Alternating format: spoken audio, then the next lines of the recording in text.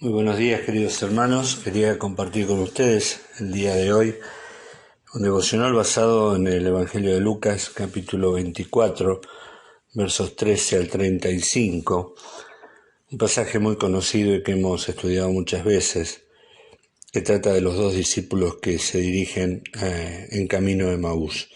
Y el título que le puse es Solo 60 estadios.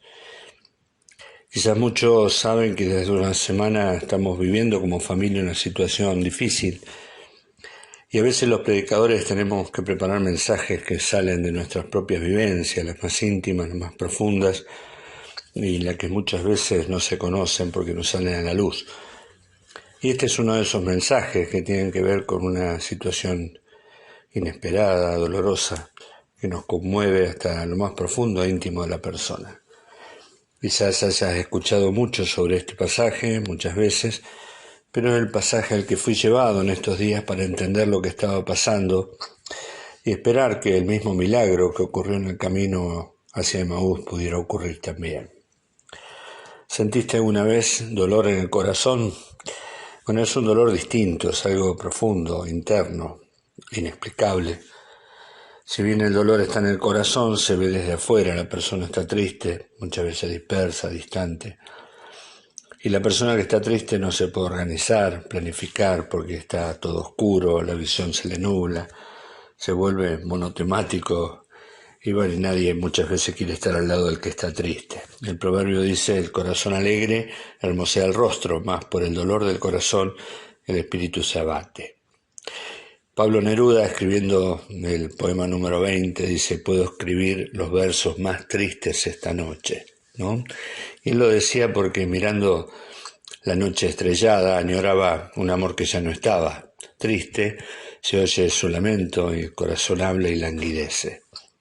La tristeza muchas veces genera errores en los procesos del pensamiento, no se piensa lógicamente, todo se ve oscuro. Y a veces se necesita que alguien venga y produzca un sacudón. ¿Cuántas preguntas vienen a nuestra mente en ese momento? ¿Cuántas preguntas sin respuesta? Aquí vemos la historia de dos hombres que tienen un profundo dolor y que van caminando juntos. Ese camino hasta el destino es de solo 60 estadios. Si ustedes tienen la NBI, allí dice 11 kilómetros. Entre 10 y 12 kilómetros de los actuales. Un camino habitual, un camino de unas 2 horas. Pero sus pies parecen no tener prisa, como si no tuvieran un motivo para llegar. Iban caminando despacio, hablando entre ellos. Su conversación una y otra vez cae en el mismo tema. No pueden hablar de otra cosa, es de lo que habla toda la ciudad de Jerusalén. Y parece ser el final de un sueño, un despertar sin esperanza, una frustración profunda, una pesadilla que no tuvo un buen final. Retomar las actividades habituales les parece difícil, una carga pesada, un camino hacia arriba, costoso, pero inevitable, porque la vida continúa, al menos para ellos, y deberían aprender a olvidar pronto. Sus sueños han sido destrozados, sus anhelos habían sido aniquilados por el gran enemigo de los hombres, la muerte, aquella que cambia todas las realidades y entierra todos los sueños y proyectos. Había finalmente acabado su obra.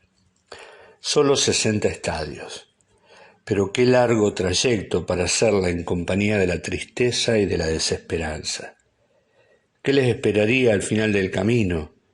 Volver a las tareas habituales, tratar de rehacer su vida con la herida que tenían, esperando que el tiempo calme el dolor del corazón. Solo 60 estadios en los que nada nuevo podría ocurrir, 60 estadios que transitarían de una manera distinta a la que hicieron cuando subieron para la fiesta. Habían subido con gran expectativa, quizás hasta estuvieron presentes el domingo anterior cuando Jesús fue vitoreado por la multitud. Seguramente esperaban que la fiesta fuera inolvidable, pero no de esta manera. Ahora volvían con un dolor que les atraviesa el corazón. Ellos habían creído en Jesús, habían puesto su confianza en ese hombre tan especial. Ellos le habían visto, le habían oído, habían creído en él, eran judíos y como tal esperaban el Mesías de la promesa. El último profeta que se había levantado y que habló de él fue Malaquías más de 400 años antes. Y luego Juan, el que conocemos como el Bautista, los despertó a la esperanza vívida, real, presente en la persona de Jesús. Él les dijo: el Rey ha llegado, el Rey ha venido, el Mesías está entre nosotros. Y ellos creyeron que Jesús era el Mesías. Ellos esperaban que Él lo fuera y que Él llenaría todas sus expectativas mesiánicas, librándolos de todos sus enemigos y colocando a Israel en el lugar de preeminencia entre todos los pueblos. Pero la muerte de Jesús destrozó esas expectativas. No pueden ocultar su frustración, su dolor, su desazón. Su corazón está muy herido, seguramente en su corazón aparecieron miles de preguntas que no tenían respuestas. Y eso ocurre siempre cuando nuestra fe es puesta a prueba, ¿verdad? Aquel que calmó los vientos, que resucitó muertos, que sanó enfermos, que echó fuera demonios, que multiplicó los panes, ¿no podía haber evitado su muerte? Aquel que se presentó como el gran yo soy del pacto, ¿no podría haber escapado a este final? ¿Por qué los había esperanzado? ¿Sería un engañador más? ¿Habían sido unos tontos, ingenuos al creer en él? La fe de ellos estaba a punto de ser desintegrada por las circunstancias. Tanto dolor en solo 60 estadios. Tanto dolor que no se dieron cuenta que alguien los alcanzó. Seguramente que por su andar cansino no les llamó la atención que un caminante extraño se les pusiera a la par. Cuando duele el corazón no se pone la atención en lo que pasa alrededor. Ese personaje quiere entablar conversación con ellos. ¿Qué importa? Total, seguramente vamos a seguir hablando de lo mismo. Otro judío desesperanzado, pensaron. Otro que siente dolor, seguramente. Unámonos, caminemos juntos y hagamos que la herida sangre. Después de todo, hablar con alguien puede calmar la pena, puede hacer que no quede guardada. La pregunta que este caminante les hace para acercársele les llama la atención. ¿De qué hablan tan tristemente?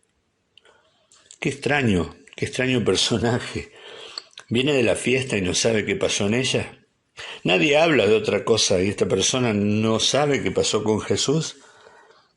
La respuesta que ellos dan a la pregunta revela que no tenían demasiadas ganas de ser acompañados por alguien que les ocasionara una molestia, pero no quieren ser descorteses y dejan que su corazón hable.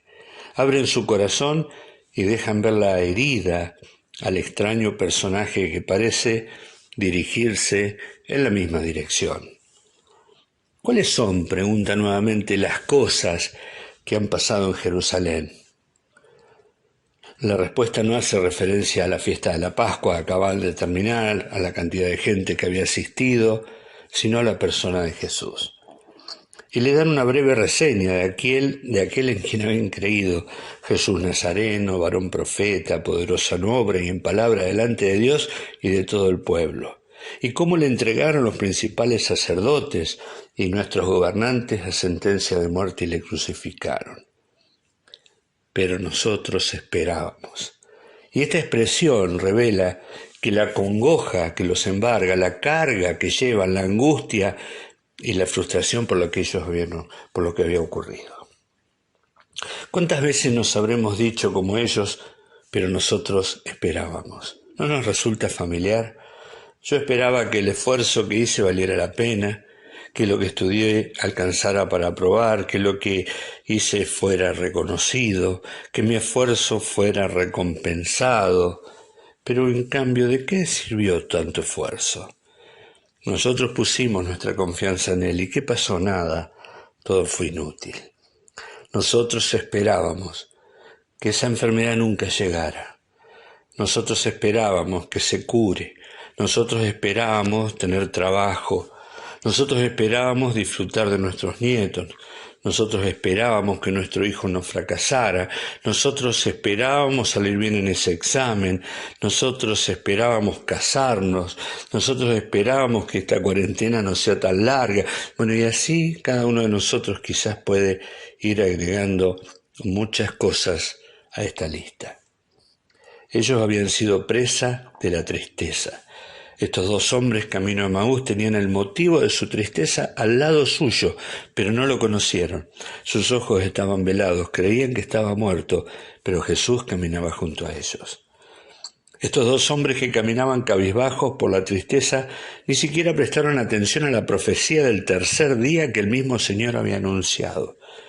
Tampoco le prestaron atención al anuncio de las mujeres que tan temprano les habían ido, al sepulcro. No hallaron su cuerpo, vieron visión de ángeles y le dijeron que él vive, pero ellos no le creyeron. Tampoco a los que le dijeron, algunos de los nuestros que fueron al sepulcro hallaron como ellas habían dicho, pero a él no le vieron. Su corazón estaba tan triste que no les permitió darse esperanzas.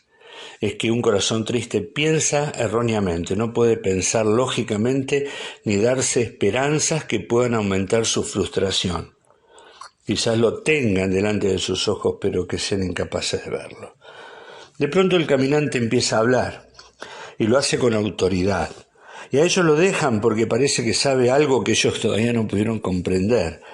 No se dan cuenta, pero a medida que avanzan las páginas del libro sagrado, por el extraño caminante, ya no sienten tanto dolor, ya no sienten tanto frío, ya empiezan a sentir otra vez, aunque todavía no se dan cuenta.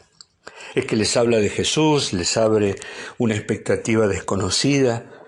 Para ellos, por primera vez, ven a Jesús en el Antiguo Testamento. Y casi sin darse cuenta llegaron al final del camino, al final de los 60 estadios. Qué raro, pensaron, se pasó rápido el camino. Y cuando ellos identifican la casa donde tenían que entrar, el caminante parece seguir de largo.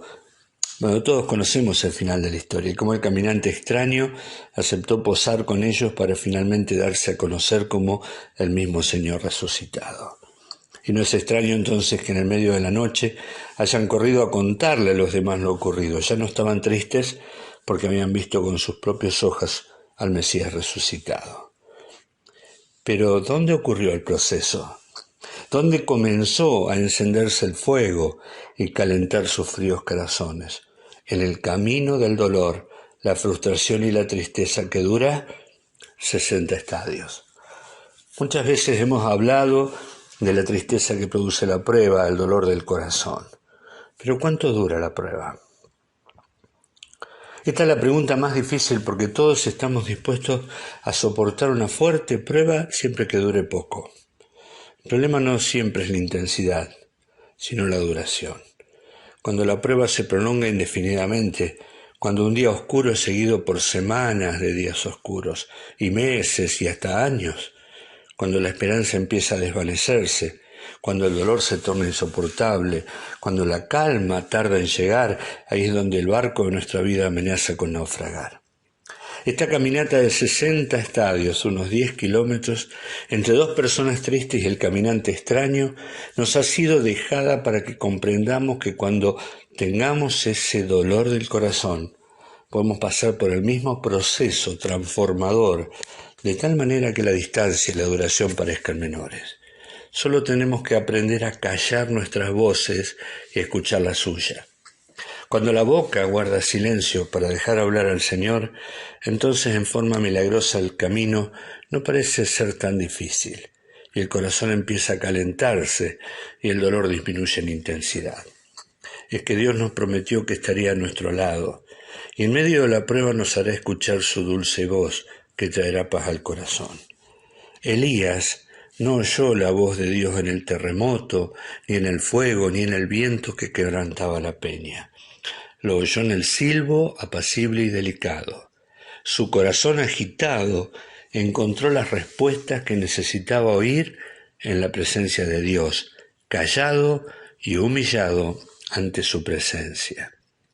Job también, luego de argumentar su inocencia y su justicia y pedir explicaciones, Entendió la grandeza y sabiduría de Dios y dijo: yo hablaba lo que no entendía, cosas demasiado maravillosas para mí que yo no comprendía. Oye, te ruego y hablaré. Te preguntaré y tú me enseñarás. De oídas te había oído, mas ahora mis ojos te ven. Por tanto, me aborrezco y me arrepiento en polvo y ceniza.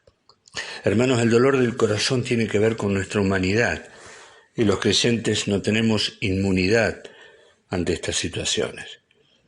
Qué triste es para aquellos que no tienen esperanza. ¿Cómo se puede enfrentar las difíciles situaciones de la vida que se nos presentan necesariamente sin la paz de Dios, sin la esperanza de la vida eterna, sin la consolación de Dios, sin la fortaleza del Dios Todopoderoso? ¿Cuánto dura esta prueba? Pablo diría: porque esta leve tribulación momentánea produce en nosotros un cada día más excelente y eterno peso de gloria. Leve y momentánea, comparado con el excelente y eterno peso de gloria que en nosotros ha de manifestarse. Y en otro lugar también expresa: porque no nos ha sobrevenido ninguna tentación. Y esta palabra tentación puede traducirse también como prueba. No nos ha sobrevenido ninguna prueba que no sea humana, pero fiel es Dios, que no os dejará ser probados más de lo que podéis resistir, sino que dará también juntamente con la prueba la salida para que podáis soportar. ¿Hay alguna prueba que sea insoportable para un creyente? La Biblia enseña que no. Lo que tenemos que hacer en ese momento es callar y escuchar su voz. Él está cerca y toda su atención está colocada sobre el sufriente. Nunca el Señor está más cerca de él que cuando sufre. Aunque no se vea, aunque no se sienta, aunque parezca que le ha abandonado. ¿Cuánto dura la prueba? 60 estadios.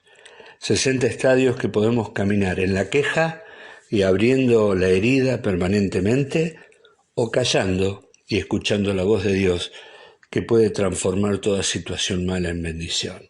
Solo 60 estadios. No desesperes y calla ante su presencia. No protestes, no te quejes, no murmures. Confía que Él es fiel. Está a tu lado, pregúntale y Él te enseñará. Pero no levantes la cabeza. Humillado ante su presencia, simplemente oye lo que tiene para decirte. Pronto el fuego comenzará a encenderse de nuevo. Pronto el camino parecerá menos duro. Pronto llegarás a destino y verás lo que no puedes ver y recibirás todas las respuestas que hoy no tienes. Cierra tu boca, abre tus oídos, que su voz es lo único que necesitas. Solo 60 estadios. No es nada comparado con la gloria que Él tiene para vos. Que el Señor nos bendiga.